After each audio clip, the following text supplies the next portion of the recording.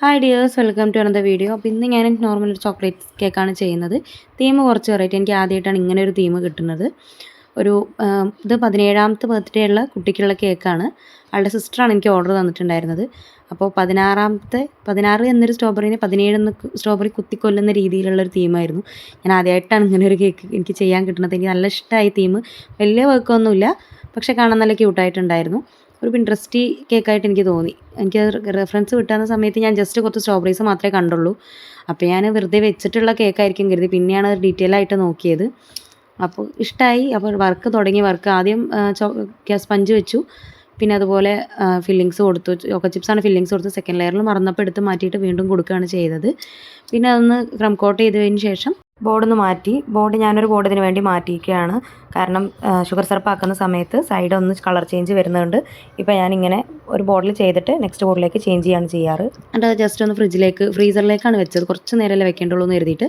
പിന്നെ അതെടുത്ത് ഞാൻ അതൊന്ന് ഫൈനൽ കോട്ട് ചെയ്തെടുത്തു. ഫൈനൽ കോട്ട് ചെയ്തിട്ട് ആദ്യം ഒരു ലെയർ ചെയ്തപ്പോൾ സൈഡിൽ സ്പഞ്ചിൻ്റെയൊക്കെ ഇങ്ങനെ കാണുന്ന കാരണം ചെറിയൊരു ലെയർ കൂടി വീണ്ടും കൊടുത്തിട്ടാണത് ഫൈനൽ ചെയ്തത്. ഇല്ലെങ്കിൽ ലൈറ്റായിട്ട് ഇങ്ങനെ ചോക്ലേറ്റ് സ്പഞ്ച് ഇങ്ങനെ കാണുന്നുണ്ടായിരുന്നു.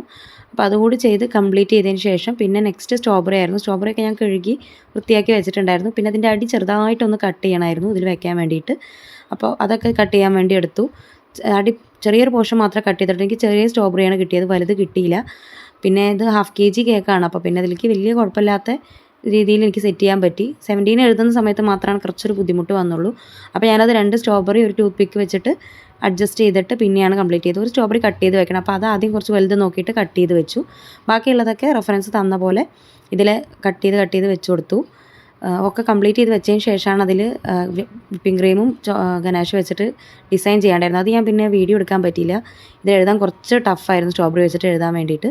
അപ്പോൾ ഇതായിരുന്നു ഫൈനൽ. ഇതിൽ ലൈറ്റായിട്ടൊരു ചോര പോലെ ഒരു ഡ്രിപ്പ് കൊടുക്കുന്നുണ്ടായിരുന്നു. അത് ഞാൻ കോൺഫ്ലോർ വെച്ചിട്ടാണ് ചെയ്തത്.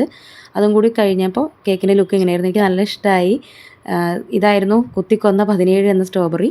ഇതിൽ കയ്യിൽ ചെറുതായിട്ട് ടൂത്ത് പിക്കിൻ്റെ ഒരു ഇതാണ് വെച്ച് കൊടുത്തത്. റെഫറൻസ് പിക്കിൽ വേറെ എന്തോ ആണുള്ളത്, പക്ഷേ എനിക്കത് അവൈലബിൾ അല്ല. എനിക്കത് പിന്നെ ഫോണ്ടനിലൊക്കെ ഉണ്ടാക്കിയ സ്ട്രോബെറിയിൽ എങ്ങനെ വെച്ച് കൊടുക്കുമെന്ന് അറിയാത്ത കാരണം എങ്ങനെ ചെയ്യുന്നതല്ലേ നല്ലത് തോന്നി. കയ്യിൽ ജസ്റ്റ് ഒരു നൈഫ് പോലെ അതിൽ കുറച്ച് ബ്ലഡ് ആക്കിയ പോലെ ഒരു സിറപ്പ് കൊടുത്തിട്ടുണ്ട്. ഇതായിരുന്നു ഫൈനൽ ലുക്ക്. പിന്നെ ഒരു പിക്ക് എടുത്ത് ഞാൻ ബാക്ക്ഗ്രൗണ്ട് ഒന്ന് ചേഞ്ച് ചെയ്യാൻ ജെമിനിയോട് പറഞ്ഞപ്പോൾ ജെമിനി തന്നാണ് ഈ ഇമേജ്. അപ്പോൾ എൻ്റെ വീഡിയോസ് അതുപോലെ എൻ്റെ ഈ കേക്കൊക്കെ നിങ്ങൾക്ക് ഇഷ്ടമാവുന്നുണ്ടെങ്കിൽ please like, share and subscribe ചെയ്യാത്ത ഒരുപാട് കൂട്ടുകാർ വീഡിയോസ് കാണുന്നുണ്ട്. സബ്സ്ക്രൈബ് ചെയ്ത് സപ്പോർട്ട് ചെയ്യാൻ മറക്കല്ലേ. നെക്സ്റ്റ് ഒരു വീഡിയോ ആയിട്ട് കാണുന്നതായിരിക്കും. ബൈ.